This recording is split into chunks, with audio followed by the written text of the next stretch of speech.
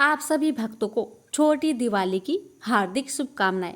प्यारे भक्तों, आज आप सभी श्रवण करेंगे नरक चतुर्दशी की व्रत कथा यानी छोटी दिवाली की व्रत कथा।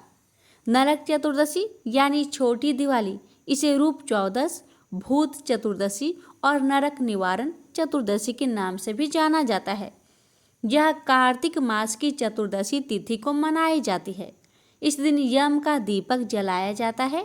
इस दिन यमराज के अलावा भगवान कृष्ण, हनुमान जी, यमराज भगवान, धन की देवी लक्ष्मी, महाकाली का पूजन किया जाता है। नरक चतुर्दशी को छोटी दिवाली भी कहा जाता है। इस दिन यमराज के नाम का दीपक जलाया जाता है। इस दिन यमराज के दीपक को दक्षिण दिशा में जलाने से परिवार अकाल मृत्यु से सुरक्षित रहता है। आज के दिन सुबह सूर्योदय से पहले नहाना चाहिए। घर की दक्षिणी दिशा को साफ रखना चाहिए। यमराज के नाम का दीपक जलाना चाहिए। इस दिन किसी भी तरह की जीव हत्या नहीं करनी चाहिए। आज के दिन यानी नरक चतुर्दशी के दिन भगवान श्री कृष्ण की पूजा करने और कथा श्रवण करने से सारे पाप दूर हो जाते हैं और अंत में उसे बैकुंठ धाम में स्थान मिलता है। और साथ ही नरक चतुर्दशी पर महाकाली की पूजा की जाती है ताकि नकारात्मक शक्तियाँ और बुरी आत्माओं के प्रभाव को दूर किया जा सके। यम का दीपक मिट्टी का होता है। अब आइए प्यारे भक्तों, हम श्रवण करेंगे नरक चतुर्दशी की व्रत कथा। इस कथा को जो भी भक्त श्रद्धा भाव प्रसन्नचित मन से श्रवण करता है, उस भक्त की सारे पाप दूर हो जाते हैं और अंत में उसे बैकुंठ धाम में स्थान मिलता है। इसलिए प्यारे भक्तों, इन कथाओं को बड़े ही श्रद्धा भाव से अवश्य सुनेगा। आप सभी भक्तों पर श्री कृष्ण भगवान, राधा रानी, श्री लक्ष्मी नारायण भगवान जी की, यमराज भगवान की कृपा सदा सर्वदा बनी रहे। इसी मंगल कामना के साथ आज की कथा को शुरू करते हैं। कथा शुरू करने से पहले आप सभी भक्तों से हमारी निवेदन है कि कमेंट बॉक्स में माता की जयकारा अवश्य लगाएं। तो आइए भक्तों, श्रवण करते हैं छोटी दीपावली की व्रत कथा। नरकासुर को भौमासुर भी कहा जाता है। कृष्ण अपनी 8 पत्नियों के साथ सुखपूर्वक द्वारिका में रह रहे थे। एक दिन स्वर्ग लोक के राजा देवराज इंद्र ने आकर उनसे प्रार्थना की, हे कृष्ण, प्राज्ञा ज्योतिषपुर के दैत्यराज भौमासुर के अत्याचार से देवतागण त्राही त्राही कर रहे हैं। क्रूर भौमासुर ने वरुण का छत्र, अदिति के कुंडल और देवताओं की मणि छीन ली है और वह त्रिलोकी विजय हो गया है। इंद्र ने कहा, भौमासुर ने पृथ्वी के कई राजाओं और आम जनों की अति सुंदर कन्याओं का हरण कर उन्हें अपने यहाँ बंद गृह में डाल रखा है। कृपया आप हमें बचाइए प्रभु। इंद्र की प्रार्थना स्वीकार करके श्री कृष्ण अपनी प्रिय पत्नी सत्यभामा को साथ लेकर गरुड़ पर सवार हो प्राज्ञ ज्योतिषपुर पहुँचे। वहां पहुंचकर भगवान कृष्ण ने अपनी पत्नी सत्यभामा की सहायता से सबसे पहले मूर दैत्य सहित मूर के 6 पुत्रों ताम्र, अंतरिक्ष, श्रवण, बिभा, वसु, नभ, श्वान और अरुण का संहार किया। मूर दैत्य का वध हो जाने का समाचार सुन भौमासुर अपने अनेक सेनापतियों और दैत्यों की सेना के साथ लेकर युद्ध के लिए निकला। भौमासुर को स्त्री के हाथों मरने का श्राप था, इसलिए भगवान श्री कृष्ण ने अपनी पत्नी सत्यभामा को सारथी बनाया और घोर युद्ध के बाद अंत में कृष्ण ने सत्यभामा की सहायता से उसका वध कर डाला। इस प्रकार भौमासुर को मारकर श्री कृष्ण ने उसके पुत्र भगदत्त को अभयदान देकर उसे प्राज्ञ ज्योतिष का राजा बनाया। भगदत्त कौरवों की ओर से महाभारत युद्ध में लड़ता है। जिस दिन श्री कृष्ण ने भौमासुर का वध किया था, उस दिन कार्तिक माह के चतुर्थी थी, इसलिए उसे नरक चतुर्थी भी कहा जाता है। इस दिन श्री कृष्ण ने भौमासुर अर्थात नरकासुर का वध किया था और उसकी कैद से लगभग 16,000 महिलाओं को मुक्त कराया था। इसी खुशी के कारण दीप जलाकर उत्सव मनाया जाता है। अब सुनिए दूसरी कथा। इस दिन दक्षिण भारत में वामन पूजा का भी प्रचलन है। कहते हैं कि इस दिन राजा बलि महाबली को भगवान विष्णु ने वामन अवतार में हर साल उनके यहाँ पहुँचने का आशीर्वाद दिया था। इसी कारण से वामन पूजा की जाती है। असुर राज बलि बोले, हे भगवान, आपने कार्तिक कृष्ण त्रयोदशी से लेकर अमावस्या की अवधि में मेरी संपूर्ण पृथ्वी नाप ली है। इसलिए जो व्यक्ति मेरे राज्य में चतुर्दशी के दिन यमराज के निमित्त दीपदान करेगा उसे यम यातना नहीं होनी चाहिए। और जो व्यक्ति इन दिनों में दीपावली का पर्व मनाए उनके घर को लक्ष्मी जी कभी छोड़े ना, ऐसा वरदान दीजिए। यह प्रार्थना सुनकर भगवान वामन बोले, राजन, ऐसा ही होगा तथास्तु। भगवान वामन द्वारा राजा बलि को दिए इस वरदान के बाद से ही नरक चतुर्थी के दिन यमराज के निमित्त व्रत पूजन और दीपदान का प्रचलन आरंभ हुआ। तीसरी कथा ये है कि रतिदेव नामक एक धर्मात्मा राजा थे। उन्होंने अनजाने में भी कोई पाप नहीं किया था। फिर भी जब मृत्यु का समय आया तो यमदूत उन्हें नरक ले जाने के लिए आ धमके। राजा ने कहा कि आप मुझ पर कृपा करें और बताए कि मेरे किस अपराध के कारण मुझे नरक जाना पड़ रहा है। यह सुनकर यमदूत ने कहा कि हे राजन, एक बार आपके द्वार से एक ब्राह्मण भूखा लौट गया था। यह उसी पाप कर्म का फल है। यह सुनकर राजा ने यमदूत से 1 वर्ष का समय मांगा। तब यमदूतों ने राजा को 1 वर्ष का मोहलत दे दी। राजा अपनी चिंता लेकर ऋषियों के पास पहुँचे और उन्हें अपनी सारी कहानी सुनाकर उनसे इस पाप से मुक्ति का उपाय पूछा। तब ऋषि ने उन्हें बताया कि कार्तिक मास की कृष्णा पक्ष की चतुर्दशी का व्रत करें और ब्राह्मणों को भोजन करवाकर उनके प्रति हुए अपने अपराधों के लिए क्षमा याचना करें। राजा ने वैसा ही किया जैसा ऋषियों ने उन्हें बताया। इस प्रकार राजा पाप मुक्त हुए और उन्हें विष्णु लोक में स्थान प्राप्त हुआ। उस दिन से पाप और नरक से मुक्ति हेतु भूलोक में कार्तिक चतुर्दशी के दिन का व्रत प्रचलित है। प्रेम से बोलिए जय श्री कृष्ण, राधे राधे। प्यारे भक्तों, अब आप सभी श्रवण करेंगे मोक्ष प्रदान करने वाली धर्मराज भगवान जी की कथा को बड़े ही श्रद्धा भाव से श्रवण करना, भगवान की कृपा अवश्य होगी। प्रेम से बोलिए धर्मराज भगवान जी की जय। किसी गांव में एक बुढ़िया रहती थी। वह बहुत नियम धर्म से व्रत रखा करती थी। एक दिन भगवान के घर से यमदूत उसे लेने आ गए और वह उनके साथ चल पड़ी। चलते चलते एक गहरी नदी आई तो यमदूत बोले कि माई, तुमने गोदान की हुई है या नहीं? बुढ़िया ने उनकी बात सुनकर मन में श्रद्धा से गाय का ध्यान किया तो वह उनके समक्ष आ गई और बुढ़िया उस गाय की पूंछ पकड़कर नदी पार कर गई।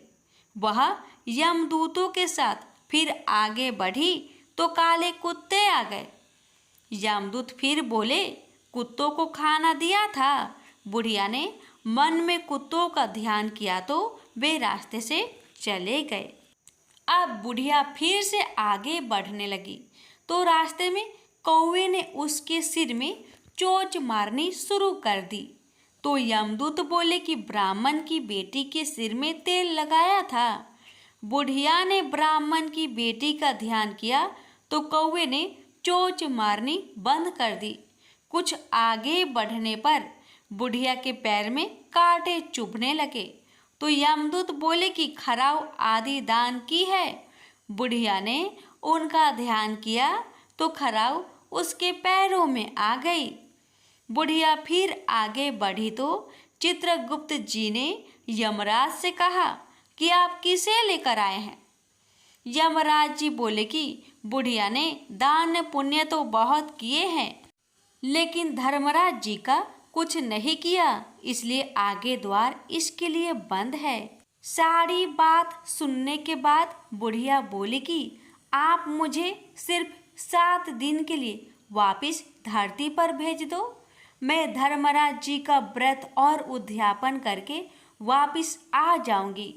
बुढ़िया माई वापस धरती पर अपने गांव आ गई और गांव वालों ने उसे भूतनी समझकर अपने दरवाजे बंद कर दिए। वह जब अपने घर गई तो उसके बहू बेटे भी दरवाजे बंद करके बैठ गए।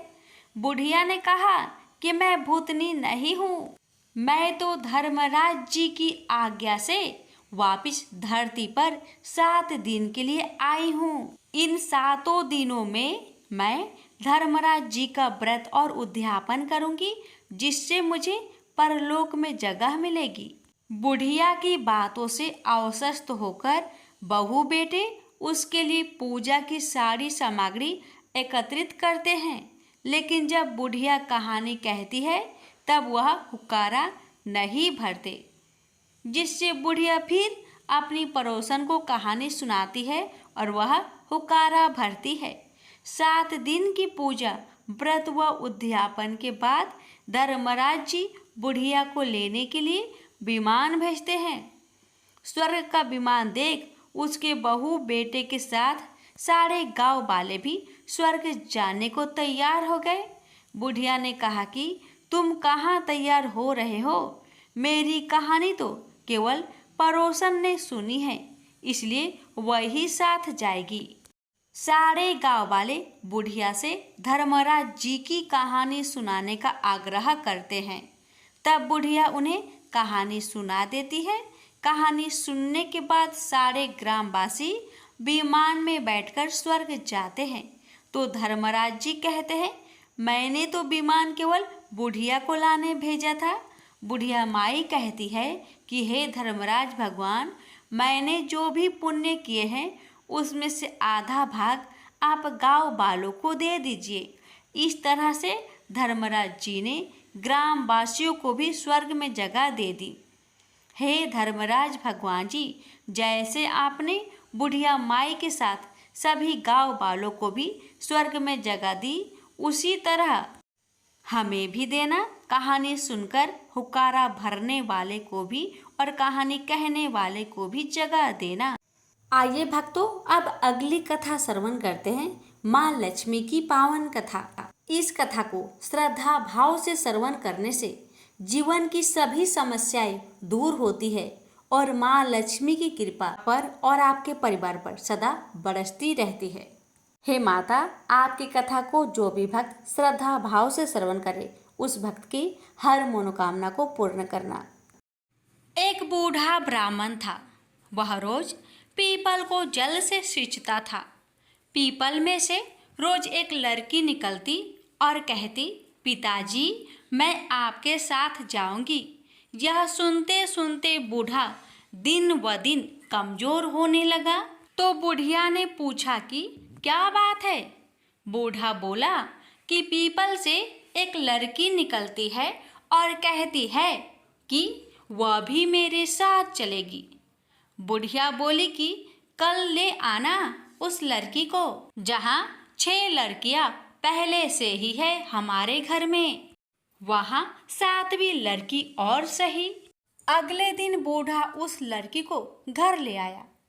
घर लाने के बाद बूढ़ा ब्राह्मण आटा मांगने गया तो उसे पहले दिनों की अपेक्षा आज ज्यादा आटा मिला था।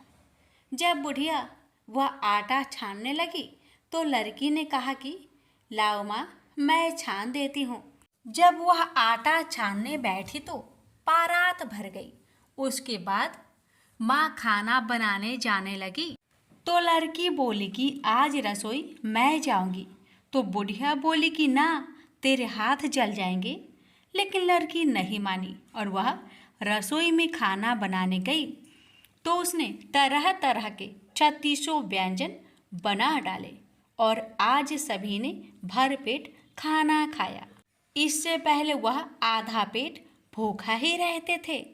रात हुई तो बुढ़िया का भाई आया और कहने लगा कि दीदी मैं खाना खाऊंगा। बुढ़िया परेशान हो गई कि अब खाना कहाँ से लाएंगे। लड़की ने पूछा क्या बात है माँ। उसने कहा कि तेरा मामा आया है और रोटी खाएगा, लेकिन रोटी तो सबने खा ली है। अब उसके लिए कहाँ से लाऊंगी। लड़की बोली कि तू चिंता मत कर, मैं बना दूंगी। और वह रसोई में गई और मामा के लिए 3600 व्यंजन बना दिए।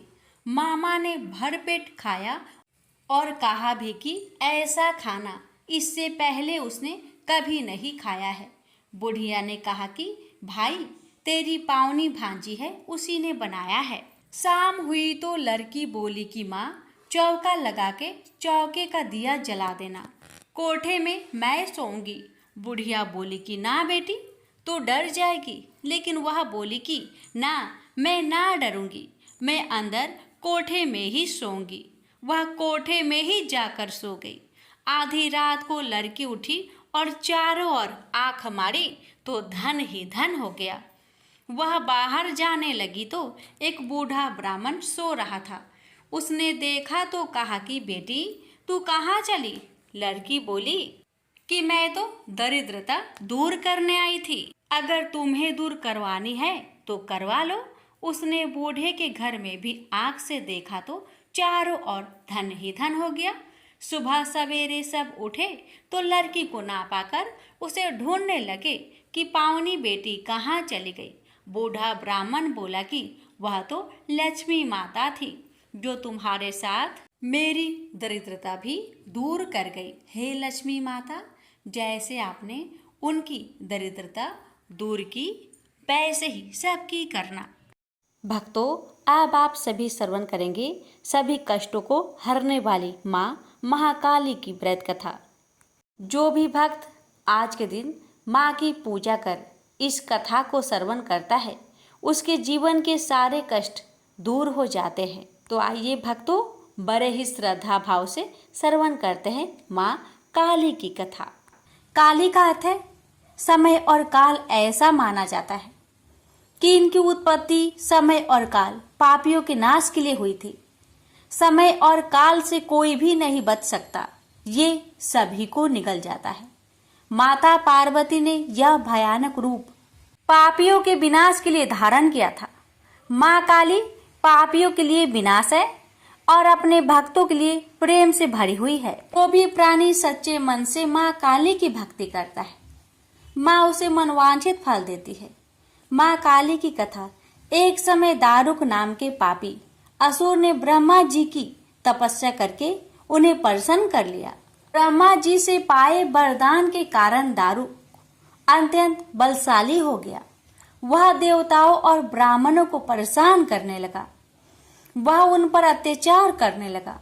धार्मिक अनुष्ठान यज्ञ बंद करवा दिए गए और स्वर्गलोक को चला गया। सभी देवता विचलित होकर ब्रह्मा जी और विष्णु जी के पास सहायता मांगने के लिए चले गए।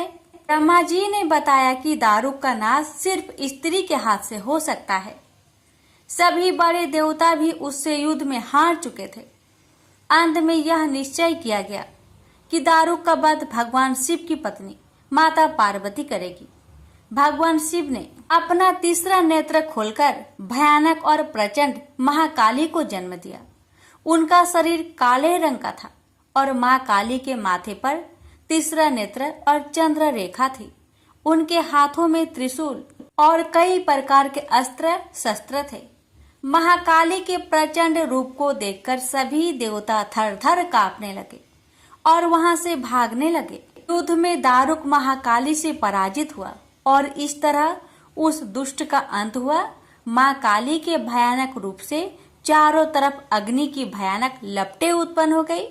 महाकाली के क्रोध को सिर्फ भगवान शिव ही रोक सकते थे, इसलिए उन्होंने एक बालक का अवतार लिया। भगवान शिव शमशान पहुंचे और वहां बालक के रूप में लेट कर रोने लगे। छोटे बालक को देखकर महाकाली का क्रोध शांत हो गया। उनके हृदय में ममता भावना जागृत हो गई।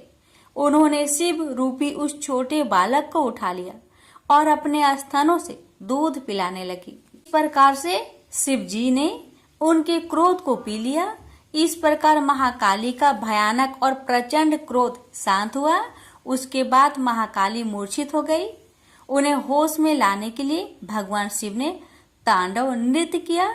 होश में आने पर वह पुनः माता पार्वती के रूप में आ गई। माता पार्वती भगवान शिव का नृत्य देखकर नृत्य करने लगी, जिसके कारण उन्हें योगिनी के नाम से भी पुकारा जाता है। इसके अलावा महाकाली ने महिषासुर, चंडमुंड, रक्तबीज, शुभ निशुभ जैसे राक्षसों का वध किया। 10 महाविद्याओं में से महाकाली प्रथम महाविद्या है। प्रेम से बोलिए काली मैया की जय। बहुत समय पहले की बात है। एक नगर में रिटायर प्रोफेसर कालीचरण अपने पत्नी शीला देवी, पुत्र दीपक, पुत्र बधू दुर्गा और पुत्री पूजा के साथ रहा करते थे। रिटायरमेंट के समय पुत्र दीपक की आयु 22 वर्ष और पुत्री पूजा की आयु 15 वर्ष की थी। रिटायरमेंट के समय उन्हें जो धन मिला था और जो बचा रखा था, वह सब उन्होंने मकान बनाने में खर्च कर दिया था, और जो थोड़ा बहुत धन बचा हुआ था वह पुत्र दीपक की शादी में खर्च कर दिया था। अब पुत्री पूजा 22 वर्ष की हो चुकी थी और शादी के लिए पैसा नहीं था। सभी चिंतित रहते थे। एक दिन पुत्र वधू दुर्गा की सहेली ने उसे शनिवार माँ काली की व्रत रखने की सलाह दी। उसने कहा कि माँ काली की 9 शनिवार तक व्रत रखने पर सभी मनोकामनाएं पूर्ण हो जाती है। पूरा परिवार पूजा की शादी को लेकर बहुत दुखी और चिंतित था। इसलिए माँ शीला देवी, पुत्र वधू दुर्गा और पुत्री पूजा ने यह व्रत करना आरंभ कर दिया। 2 शनिवार व्रत किया ही था कि पढ़ी लिखी पूजा को एक अच्छी नौकरी मिल गई। पूजा की शादी में सबसे बड़ी परेशानी धन की कमी की थी और साथ ही उसका मांगलिक होना था।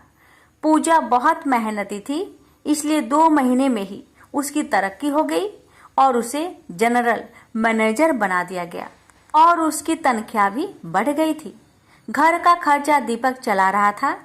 पूजा का वेतन शादी के लिए जोड़ा जा रहा था।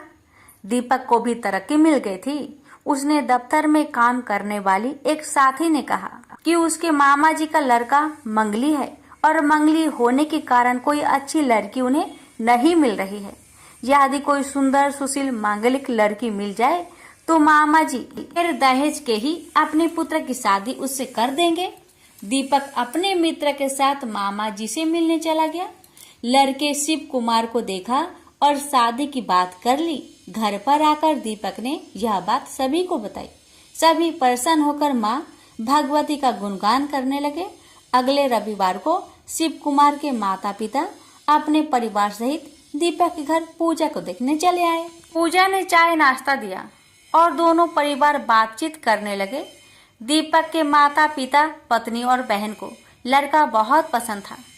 शिव कुमार के पिताजी ने कहा कि उन्हें पूजा बहुत पसंद है। वह बिना दहेज के एक साड़ी में ही पुत्र वधू पूजा को ले जाने के लिए तैयार हैं। उन्होंने पूजा के पिताजी से कहा कि आप किसी पंडित से मिलकर शीघ्र से शीघ्र शादी की तारीख निकलवा लीजिए। माँ काली के 9 शनिवार के व्रत मुहूर्त के उद्यापन के 6 महीने के अंदर ही यह कार्य हो गया था। शाम को पूरे परिवार ने मातेश्वरी की धूमधाम से पूजा की और उनसे निर्विघ्न तथा धूमधाम से शादी की व्यवस्था करने की प्रार्थना की। साथ ही उन्होंने कहा कि माता, अब हम आपका 9 शनिवार का व्रत रखेंगे। शादी का सारा इंतजाम आपको ही करना है। अब तो सुबह शाम दोनों समय पूरा परिवार भगवती काली की आराधना करने लगा। पूजा नौकरी पर जाती थी, इसलिए प्रत्येक शनिवार को उसके माता पिता और भाभी व्रत रखते थे। प्रत्येक शनिवार को वह पूजा की शादी निर्विघ्न करने की माँ भगवती से प्रार्थना करते थे और उनके भजनों का गायन किया करते थे। 3 महीने के बाद शादी की तारीख का मुहूर्त निकला था। एक रात्रि को भगवती काली ने सपने में पूजा के पिता को दर्शन दिए। माँ काली ने कहा कि कल तू एक लॉटरी का टिकट ले आ और माँ काली के चरणों में रख दे। अगले दिन उनका पहला इनाम निकल आया। इनाम की राशि 10 लाख रुपए की थी और 1 महीने के भीतर ही उन्हें 10 लाख रुपए का चेक प्राप्त हो गया और दीपक ने अपने पत्नी से जो लोन मांगा था वह भी स्वीकार हो गया था।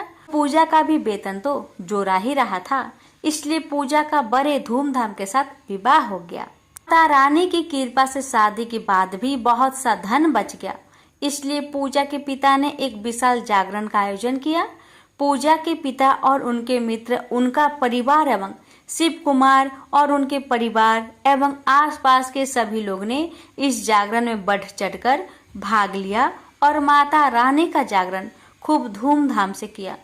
सभी लोग माँ काली के इस चमत्कार को देखकर हैरान थे कि कैसे पूजा के पिता की लॉटरी लगी और माँ काली के कृपा से पूजा का विवाह संपन्न हुआ। इसलिए अन्य सभी लोगों ने भी माँ काली शनिवार व्रत रखने का संकल्प लिया।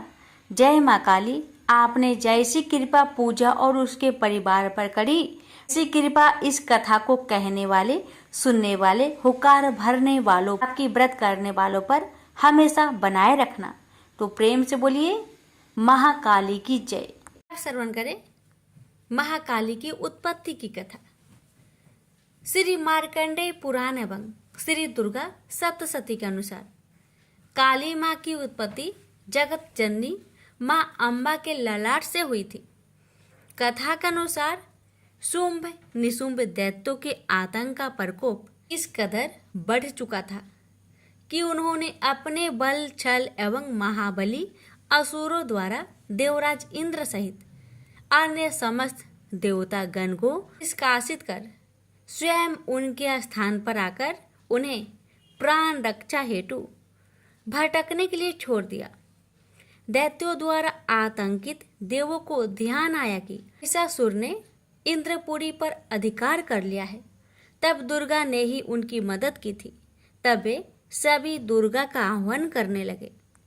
उनके इस प्रकार आह्वान से देवी प्रकट हुई एवं शुंभ निशुंभ के अति शक्तिशाली असुर चंड तथा मुंड दोनों का एक घमासान युद्ध में नाश कर दिया। चंड मुंड के इस प्रकार मारे जाने एवं अपनी बहुत सारी सेना का संहार हो जाने पर दैत्यराज शुंभ ने अत्यधिक क्रोधित होकर अपनी संपूर्ण सेना को युद्ध में जाने की आज्ञा दी तथा कहा कि आज 86 उदा युद्ध नामक दैत्य सेनापति एवं कंबु दैत्य के 84 सेना नायक अपनी वाहिनी से घिरे युद्ध के लिए प्रस्थान करे। कोटे वीर्य कुल के 50 ध्रुम कुल के रोहद मौर्य व काल के असुरों सहित युद्ध के लिए कूच करे। अत्यंत क्रूर दुष्टाचारी असुर राज शुंभ अपने साथ सहस्त्रों असुर वाली महासेना लेकर चल पड़ा। उसकी भयानक दैत्य सेना को युद्ध स्थल में आता देखकर देवी ने अपने धनुष से एक टंकार दी कि उसकी आवाज से आकाश व समस्त पृथ्वी गूंज उठी। पहाड़ों में दरारें पड़ गई। देवी के सिंह ने भी दहाड़ना प्रारंभ किया। फिर जगदम्बिका ने घंटे के स्वर से उस आवाज को दुगना बढ़ा दिया। धनुष सिंह एवं घंटे की ध्वनि से समस्त दिशाएं गूंज उठी। भयंकर नाद को सुनकर असुर सेना ने देवी के सिंह को और माँ काली को चारों ओर से घेर लिया। तदंतर असुरों के संहार एवं देवगणों के कष्ट निवारण हेतु परमपिता ब्रह्मा जी, विष्णु, महेश, कार्तिकेय, इंद्र आदि देवों की शक्तियां ने रूप धारण कर लिए एवं समस्त देवों के शरीर में अनंत शक्तियां निकलकर अपने पराक्रम एवं बल के साथ माँ दुर्गा के पास पहुंची। तत्पश्चात समस्त शक्तियों से घिरे शिवजी ने देवी जगदम्बा से कहा, मेरी प्रसन्नता हेतु तुम इस समस्त दानव दलों का सर्वनाश करो। तब देवी जगदम्बा के शरीर से भयानक उग्र रूप धारण किए चंडिका देवी शक्ति रूप में प्रकट हुई। उनके स्वर में सैकड़ों गीदड़ों की भांति आवाज आती थी। असुरराज शुंभ निशुंभ क्रोध से भर उठे। वे देवी कात्यायनी की ओर युद्ध हेतु बढ़े। अत्यंत क्रोध में चूर उन्होंने देवी पर बाण, शक्ति, शूल, परसा, ऋषि आदि अस्त्र शस्त्रों द्वारा प्रहार किया।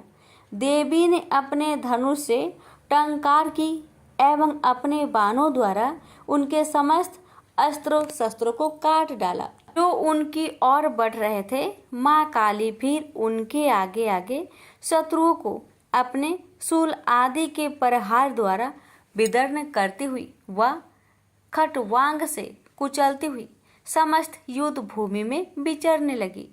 सभी राक्षसों, चंड, मुंड आदि को मारने के बाद उसने रक्तबीज को भी मार दिया। शक्ति का यह अवतार एक रक्तबीज नामक राक्षस को मारने के लिए हुआ था। फिर शुंभ निशुंभ का वध करने के बाद भी जब काली माँ का गुस्सा शांत नहीं हुआ, तब उनके गुस्से को शांत करने के लिए भगवान शिव उनके रास्ते में लेट गए और काली माँ का पैर उनके सीने पर पड़ गया। शिव पर पैर रखते ही माता का क्रोध शांत हो गया। प्रेम से बोली जय माता कालिका की जय। अब आइए भक्तों, श्रवण करते हैं मनोवांछित फल प्रदान करने वाली हनुमान जी की पावन कथा, और उसके बाद श्रवण करेंगे सभी व्रत में सुनी जाने वाली भगवान गणेश जी की पावन कथा। श्रवण करते हैं हनुमान जी और उनके पुत्र मकरध्वज की कथा। पवन पुत्र हनुमान बाल ब्रह्मचारी थे, लेकिन मकरध्वज को उनका पुत्र कहा जाता है। यह कथा उसी मकरध्वज की है। वाल्मीकि रामायण के अनुसार लंका जलाते समय आग की तापिश के कारण हनुमान जी को बहुत पसीना आ रहा था। इसलिए लंका दहन के बाद जब उन्होंने अपनी पूंछ में लगी आग को बुझाने के लिए समुद्र में छलांग लगाई, तो उनके शरीर से पसीने की एक बड़ी सी बूंद समुद्र में गिर पड़ी। उस समय एक बड़ी मछली ने भोजन समझ वह बूंद निगल ली। उसके उदर में जाकर वह बूंद एक शरीर में बदल गई। एक दिन पाताल के असुर राज अहिरावण के सेवकों ने उस मछली को पकड़ लिया। जब वे उसका पेट चीर रहे थे, तो उसमें से बानर की आकृति का एक मनुष्य निकला। वे उसे अहिरावण के पास ले गए।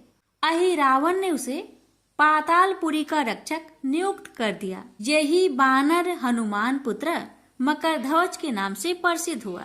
जब राम और रावण में युद्ध हो रहा था, तब रावण की आज्ञा अनुसार अहिरावण राम लक्ष्मण का अपहरण कर उन्हें पातालपुरी ले गया। उनके अपहरण से बानर सेना भयभीत व शोकाकुल हो गई। लेकिन विभीषण ने यह भेद हनुमान के समक्ष प्रकट कर दिया। तब राम लक्ष्मण की सहायता के लिए हनुमान जी पातालपुरी पहुंचे। जब उन्होंने पाताल के द्वार पर एक बानर को देखा, तो वे आश्चर्यचकित हो गए। उन्होंने मकरध्वज से उसका परिचय पूछा। मकरध्वज अपना परिचय देते हुए बोला, मैं हनुमान पुत्र मकरध्वज हूँ और पातालपुरी का द्वारपालक हूँ। मकरध्वज की बात सुनकर हनुमान क्रोधित होकर बोले, यह तुम क्या कह रहे हो दुष्ट? मैं बाल ब्रह्मचारी हूँ, फिर भला तुम मेरे पुत्र कैसे हो सकते हो? हनुमान का परिचय पाते ही मकरध्वज उनके चरणों में गिर गया और उन्हें प्रणाम कर अपनी उत्पत्ति की कथा सुनाई। हनुमान जी ने भी मान लिया कि वह उनका ही पुत्र है, लेकिन यह कहकर कि वे अभी अपने श्री राम और लक्ष्मण को लेने आए हैं। जैसे ही द्वार की ओर बढ़े, वैसे ही मकरध्वज उनका मार्ग रोकते हुए बोला, पिताश्री, यह सत्य है कि मैं आपका पुत्र हूँ, लेकिन अभी मैं अपने स्वामी की सेवा में हूँ, इसलिए आप अंदर नहीं जा सकते। हनुमान ने मकरध्वज को अनेक प्रकार से समझाने का प्रयास किया, किंतु वह द्वार से नहीं हटा। तब दोनों में घोर युद्ध शुरू हो गया। देखते ही देखते हनुमान जी उसे अपनी पूंछ में बांधकर पाताल में प्रवेश कर गए। हनुमान सीधे देवी मंदिर में पहुंचे, जहां अहिरावण राम लक्ष्मण की बलि देने वाला था। हनुमान जी को देखकर चामुंडा देवी पाताल लोक से प्रस्थान कर गई। तब हनुमान जी देवी रूप धारण करके वहां स्थापित हो गए। कुछ देर के बाद अहिरावण वहां आया और पूजा अर्चना करके जैसे ही उसने राम लक्ष्मण की बलि देने के लिए तलवार उठाई, वैसे ही भयंकर गर्जना करते हुए हनुमान जी प्रकट हो गए और उसी तलवार से अहिरावण का वध कर दिया। उन्होंने राम लक्ष्मण को बंधन मुक्त किया। तब श्री राम ने पूछा, हनुमान, तुम्हारी पूंछ में यह कौन बंधा है? बिल्कुल तुम्हारे ही समान लग रहा है, इसे खोल दो। हनुमान ने मकर ध्वज का परिचय देकर उसे बंधन मुक्त कर दिया। मकर ध्वज ने श्री राम के समक्ष सिर झुका लिया। अब श्री राम ने मकर ध्वज का राज्य अभिषेक कर उसे पाताल का राजा घोषित कर दिया और कहा कि भविष्य में वह अपने पिता के समान दूसरों की सेवा करे। यह सुनकर मकर ध्वज ने तीनों को प्रणाम किया। तीनों उसे आशीर्वाद देकर वहां से प्रस्थान कर गए। इस प्रकार मकर ध्वज हनुमान का पुत्र कहलाए। तो प्रेम से बोलिए, पवन पुत्र हनुमान की जय। आइए भक्तों, श्रवण करते हैं सभी व्रत को पूर्ण करने वाली भगवान गणेश जी की कथा। आपसे हमारी निवेदन है कि इस वीडियो को ज्यादा से ज्यादा शेयर करें। कथा इस प्रकार है। एक सास बहू थी। सास उसकी बहू को खाना नहीं देती थी। बहू रोज नदी पर जाती तो जाते समय घर से आटा ले जाती। नदी के पानी से आटा गूंथती। गणेश जी भगवान के मंदिर के दीपक से घी लेती। भोग में से गुड़ लेती। पास के शमशान में बाटी सेकती। बाटी में घी गुड़ मिलाकर चूरमा बनाती और गणेश जी भगवान के भोग लगाकर खुद जीम लेती। ऐसा करते बहुत दिन हो गए। यह देखकर गणेश जी भगवान को बहुत आश्चर्य हुआ और उन्होंने अपने नाक पर उंगली रख ली। बहू तो घर आ गई, परंतु जब दूसरे दिन मंदिर के पट खुले तो लोगों ने देखा गणेश जी भगवान की नाक पर उंगली है। तो मंदिर में भीड़ एकत्रित हो गई।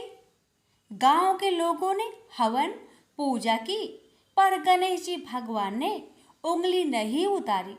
तब सारे गांव में कहलवा दिया कि जो कोई गणेश जी भगवान के नाक से उंगली हटावेगा उसे राजा जी सम्मानित करेंगे। बहू ने सास से कहा, सासू जी, मैं कोशिश करूंगी। तब सास बोली, इतने बड़े बड़े पंडित विद्वान कोशिश कर लिए तो क्या करेगी? सब लोग मंदिर के बाहर एकत्रित हो गए। बहू घूंघट निकालकर अंदर गई, पर्दा लगाया। लोग गणेश जी से हाथ जोड़कर बोले, हे विघ्नहर्ता, मेरे घर से आटा लाती, लोगों को चढ़ाया, घी गुड़ लेती, शमशान में बाटी सेकती, उससे आपको क्या आपत्ति हुई? आपको मुंह से उंगली हटानी पड़ेगी। गणेश जी ने सोचा, इसकी बात तो माननी पड़ेगी। इसने पहले मेरे भोग लगाया, यह तो मेरी भक्त है। गणेश जी भगवान ने उंगली हटा ली और बहू को आशीर्वाद दिया कि इस गांव में सभी प्रेम से रहेंगे। बहू मंदिर से बाहर आई। सब गांव वालों ने कहा, बहू तूने उंगली कैसे हटवाई? तू तो जादूगरनी है। तब बहू ने सारी बात गांव वालों को बताई कि मेरी सास मुझे खाना नहीं देती थी।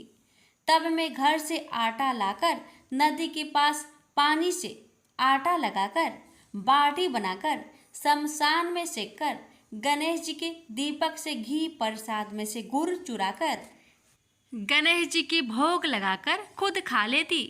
इसलिए गणेश जी को आश्चर्य हुआ और उन्होंने नाक पर उंगली रख ली और मेरी प्रार्थना पर उंगली हटा ली और मुझे वरदान दिया कि अब से इस गांव में सब प्रेम से रहेंगे।